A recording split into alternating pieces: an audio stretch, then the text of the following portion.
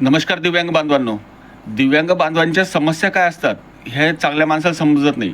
आज विषय असा झाला की एक जण आला, तो मला म्हणत होता, तुम्हाला 2,500 रुपये महिन्याचं मानधन भेटते, खूप आहे, तुम्ही सरकारचे जावई झाले. त्याला काय माहिती आहे अपंगाचे काय हाल आहेत, दिव्यांगाचे काय हाल आहेत.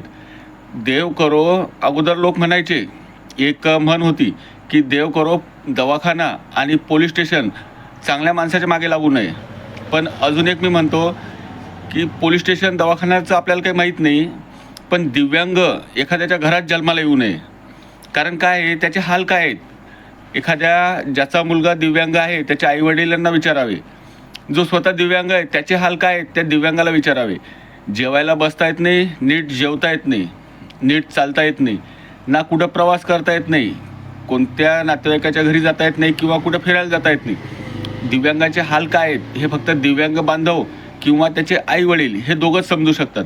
बाकी लोकांना दिसते काय की आपलं येणारं मानधन, आपल्याला मिळणाऱ्या शासकीय योजनांचा लाभ तेवढाच दिसतो. आपले हाल काय आहेत, दिव्यांग बांधवांचे हाल काय आहेत हे कोणीच बघत नाही.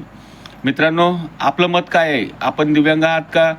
आणि आपण अशा लोकांबद्दल काय विचार करतात? नक्की कमेंट करून सांगावी. धन्यवाद दिव्यांग बांधवांनो.